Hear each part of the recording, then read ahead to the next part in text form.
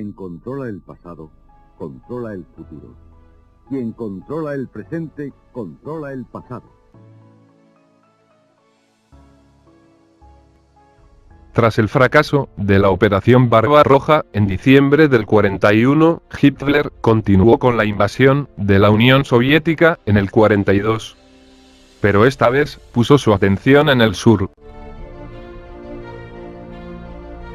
La Operación Azul tenía como objetivo los pozos petroleros del Cáucaso, en el sur de la Unión Soviética, fundamentales para alimentar a la maquinaria bélica alemana. Las contundentes victorias obtenidas por la Wehrmacht durante la primera fase de la nueva invasión dio pie a Hitler para incluir un nuevo trofeo de guerra en su lista de objetivos. Una ciudad dividida por el río Volga, sin valor estratégico, pero que llevaba el nombre de su archienemigo, Stalingrado.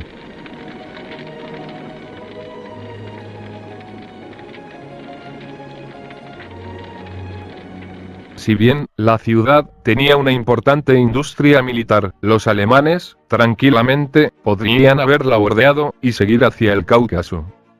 Pero Hitler se obsesionó con la ciudad. El 19 de julio, Stalin ordena que Stalingrado quedase en estado de sitio y comenzasen los preparativos para resistir la inminente invasión.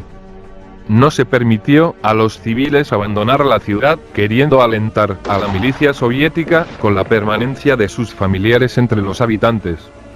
No obstante, trabajadores especializados de la industria armamentista fueron evacuados para seguir trabajando.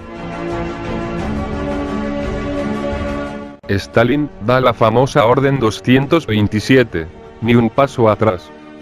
Prohibió la rendición sin importar las razones y ordenó a los oficiales políticos la formación de una línea en la retaguardia de la infantería que matara a todo soldado soviético que retrocediese. El sexto ejército, apoyado por el cuarto ejército Panzer, son los encargados de tomar la ciudad, comandados por el general Frederick Paulus. Sin embargo, Paulus estaba preocupado por los flancos de su ejército, que estaban desprovistos de unidades mecanizadas de consistencia y eran resguardados por ejércitos sin armamento pesado de Italia, Rumania y Hungría. Unos 20.000 soldados en aquel momento. No obstante, Hitler minimizó esta debilidad, convencido de que el frente soviético estaba al borde del colapso. El 23 de agosto de 1942, Stalingrado recibió su primer bombardeo por parte de la Luftwaffe, reduciendo la ciudad a escombros. El mariscal Zhukov, quien recientemente había sido nombrado vicecomandante en jefe, segundo después de Stalin, llegó a Stalingrado el 29 de agosto. Los primeros tanques alemanes entran en la ciudad el 1 de septiembre. Las fuerzas alemanas atenazaron Stalingrado. Hitler, que no había deseado una guerra de guerrillas en Moscú, ahora bramaba por la conquista de la ciudad bajo esa premisa. Eso implicaba la guerra calle por calle, casa por casa, un tipo de combate para el cual su ejército no estaba preparado. Los refuerzos soviéticos cruzaban desde la costa este del Volga, bajo bombardeo constante y fuego de artillería. Pelear dentro de la ciudad en ruinas era feroz y desesperado. A menudo, los oponentes estaban divididos por una pared, piso o escalera. El ejército rojo constantemente realizaba contraataques, tratando de recuperar las posiciones previamente perdidas. Sin embargo, pese a la resistencia soviética, los alemanes empujaban a los defensores hacia el Volga. El 20 de septiembre, las tropas alemanas dominan prácticamente la ciudad y tienen artillería a pocos metros del muelle principal.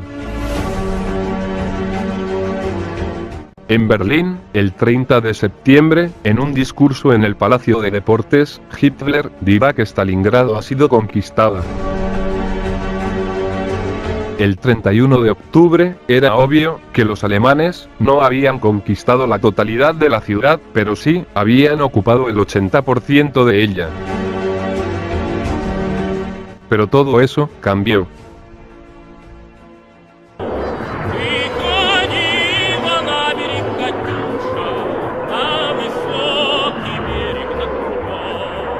El alto mando soviético se enteró de la debilidad de los flancos del ejército enemigo, formado por soldados aliados al eje, y preparó una gran ofensiva dirigida contra esos flancos. El plan consistía en una maniobra de pinza para cercar y embolsar al sexto ejército entero, irrumpiendo en la retaguardia alemana por los flancos, atacando allí donde las fuerzas del eje fueran más débiles. El 19 de noviembre de 1942, Zhukov lanzó la Operación Urano, que arrolló a los ejércitos aliados y atrapó al sexto ejército en la ciudad. Para principios de diciembre, los soviéticos cerraron el cerco en torno a su presa y rechazaron todo intento por socorrer a los sitiados. El Ejército Rojo atrapó unos 300.000 hombres mal abastecidos que comenzaron a morir de hambre, sin agua y atacados por epidemias. A pesar de todo, los alemanes trataron de conservar la disciplina, y la organización funcionó regularmente. La Luftwaffe de Goering prometió abastecer a las tropas desde el aire. Pero, la llegada de recursos a las tropas alemanas fue casi imposible, y apenas se realizaron algunos vuelos. Hitler ordenó a Paulus no rendirse. Pelear hasta el último hombre. Pero las tropas se encuentran diezmadas, agotadas, padeciendo del frío y las enfermedades, sin municiones ni combustible para los tanques. 7 ejércitos soviéticos, al mando de Zhukov, cercan Stalingrado y presionan hacia el interior para aniquilar a los defensores. Los soviéticos ofrecen a los alemanes la posibilidad de rendirse. El 30 de enero, Hitler asciende al rango de mariscal de campo al general von Paulus para que no se rinda, pues nunca un mariscal alemán fue capturado. Y le sugirió que se suicide. El 31 de enero, finalmente, Paulus se rendirá ante el Ejército Rojo. Unos 100.000 alemanes serán capturados, de los cuales menos de 6.000 volverán a su país 10 años después. Sin embargo, unos 11.000 soldados alemanes no acataron la rendición y siguieron luchando hasta el final. A principios de marzo, los soviéticos acabaron con los últimos reductos de resistencia en los sótanos y túneles.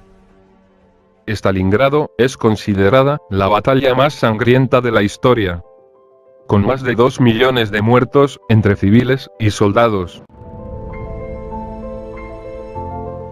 El Tercer Reich perdió en Stalingrado a su mejor ejército, con el cual Hitler se jactaba que con este ejército podía asaltar los cielos. La batalla de Stalingrado supuso para los nazis una auténtica catástrofe militar, y una de sus principales derrotas en la Segunda Guerra Mundial, marcando además el punto de inflexión en la guerra, tras el cual ya no pararían de retroceder ante los soviéticos hasta rendirse ante Zhukov en el mismo Berlín, 2 años y medio después.